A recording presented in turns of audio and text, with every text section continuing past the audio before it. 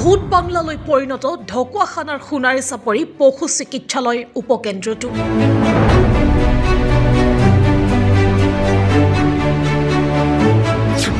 আছে গৰু নাবাই হাল হোৱাতকৈ নোহোৱাই ভাল।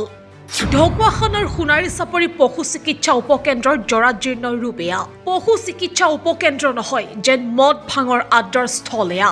আৰু ভূত বাংলালৈ পৰিণত হৈছে এই কেন্দ্ৰটো।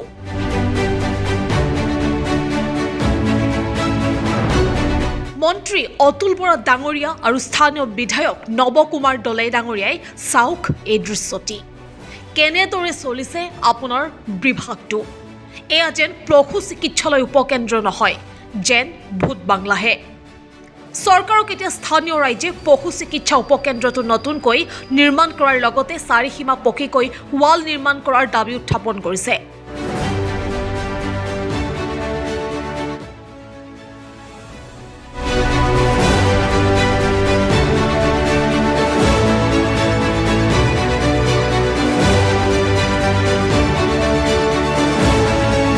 বিভাগৰ এজন মন্ত্ৰী আছে, তেওঁ মন্ত্ৰী হিচাপে পাবলগীয়া সুবিধাখিনি লৈছে, বছ এক বিলাসী জীৱন কটাইছে। তাৰ বাহিৰে তেওঁ বিভাগটোত কি হৈছে আপোনালোকে নিজ চকুৱে দেখিলেই যে ঘৰৰ অৱস্থা কি।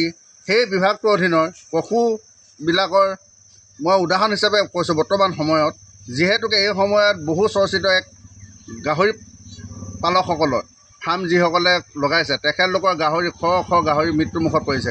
এই বিভাগৰ দ্বাৰা তেখেতলোকক সময়মতে ভেকচিন যোগান নধৰা, ঔষধ পাতি নিদিয়া কাৰণত আজি এই কৃষকসকলৰ, এই গাহৰি পালকসকলৰ অৱস্থা একেবাৰে জলৌজপু অৱস্থা।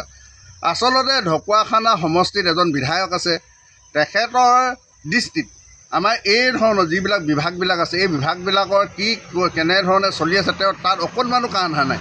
এইটো অতিকে দুখ লগা কথা। তেওঁ সমগ্ৰ ঢকুৱাখানাখনৰ সামগ্ৰিক উন্নয়নৰ ক্ৰেডিট ল'বলৈ যায়, কিন্তু তেওঁ নিজৰ গৃহ সমষ্টিটোৰ ভিতৰত থকা বিভাগসমূহ কেনেকুৱা ধৰণৰ কি পৰ্যায়ত আছে তেওঁ এবাৰো কিয় এই বিষয়বিলাকক গুৰুত্ব প্ৰদান কৰা নাই। তেওঁ লাগিছিলে ঢকুৱাখানাত এই আমাৰ পশু চিকিৎসালয়খনৰ এই উপকেন্দ্ৰটোক বনাবৰ কাৰণে, নিৰ্মাণৰ কাৰণে। ভূত বাংলালৈ পৰিণত ঢকুৱাখানাৰ সোণাৰী চাপৰি পশু চিকিৎসালয় উপকেন্দ্ৰটো।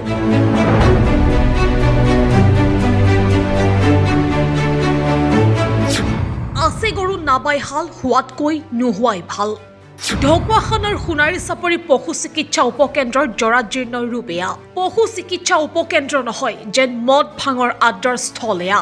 আৰু ভূত বাংলালৈ পৰিণত হৈছে এই কেন্দ্ৰটো।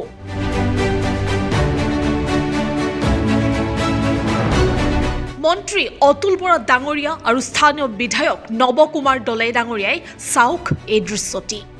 কেনেদৰে চলিছে আপোনাৰ বিভাগটো। এয়া যেন পশু চিকিৎসালয় উপকেন্দ্ৰ নহয়, যেন ভূত বাংলাহে। চৰকাৰক এতিয়া স্থানীয় ৰাইজে পশু চিকিৎসা উপকেন্দ্ৰটো নতুনকৈ নিৰ্মাণ কৰাৰ লগতে চাৰিসীমা পকীকৈ ৱাল নিৰ্মাণ কৰাৰ দাবী উত্থাপন কৰিছে।